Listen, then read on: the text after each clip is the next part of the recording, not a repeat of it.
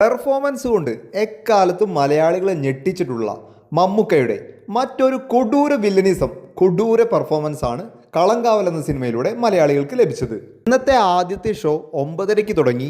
അതിൻ്റെ ഇൻ്റർവെൽ ആയപ്പോൾ തന്നെ ഫസ്റ്റ് ഹാഫിനെ പറ്റി മികച്ച അഭിപ്രായമാണ് സിനിമയ്ക്ക് ലഭിച്ചത്. ഇൻ്റർവെൽ പഞ്ചിനെ കുറിച്ചും മമ്മൂക്കയുടെ ഭീകര പെർഫോമൻസിനെ കുറിച്ചും വിനായകൻ്റെ പെർഫോമൻസിനെ കുറിച്ചും നല്ല അഭിപ്രായമാണ് സിനിമയ്ക്ക് വന്നത്. ഫസ്റ്റ് ഹാഫിൻ്റെ മികച്ച പ്രതികരണത്തിന് ശേഷം സെക്കൻഡ് ഹാഫ് ആവുമ്പോൾ സിനിമ കയ്യിന്ന് പോകുന്ന രീതിയിലാണെങ്കിൽ മിക്ക സിനിമകളും പരാജയം മണക്കാറുണ്ട്. എന്നാൽ കളങ്കാവൽ തികച്ചും വ്യത്യസ്തമായി വളരെ മികച്ച ഒരു സെക്കൻഡ് ഹാഫ് കൂടി തന്നപ്പോൾ ഒരു സൂപ്പർ ഹിറ്റിലേക്ക് മാറിക്കൊണ്ടിരിക്കുന്ന കാഴ്ചയാണ് നമുക്ക് കാണാൻ സാധിക്കുന്നത്. ശക്തമായ തിരക്കഥയും ഗംഭീര കാസ്റ്റിങ്ങും അതിലുപരി മികച്ച ഒരു സംവിധാനവുമാണ് കളങ്കാവൽ എന്ന സിനിമയുടെ കാതൽ.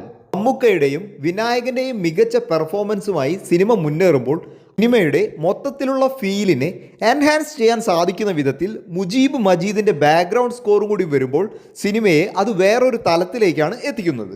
കളങ്കാവൽ എന്ന സിനിമയിലെ ഫ്രെയിമുകളെ കുറിച്ച് പറയാതെ വയ്യ. സിനിമയിലുടനീളം ലഭിക്കുന്ന മികച്ച ഫ്രെയിമുകൾ പ്രേക്ഷകനെ സിനിമയിലേക്ക് കൂടുതൽ അടുപ്പിക്കുന്നു.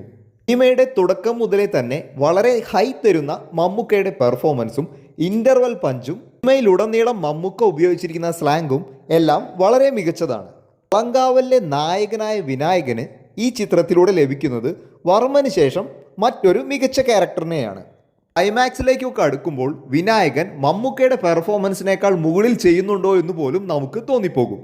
വ്യത്യസ്തമായ സിനിമകളിലൂടെയും വ്യത്യസ്തമായ കഥാപാത്രങ്ങളിലൂടെയും നവാഗതരായ സംവിധായകരിലൂടെയും പുതിയ ടെക്നീഷ്യന്മാരിലൂടെയും മമ്മൂക്ക എന്ന നടൻ മലയാളം സിനിമയെ ലോക സിനിമയ്ക്ക് മുന്നിൽ ഉയർത്തിപ്പിടിക്കുന്നു എന്ന് നമുക്ക് നിസ്സംശയം പറയാം.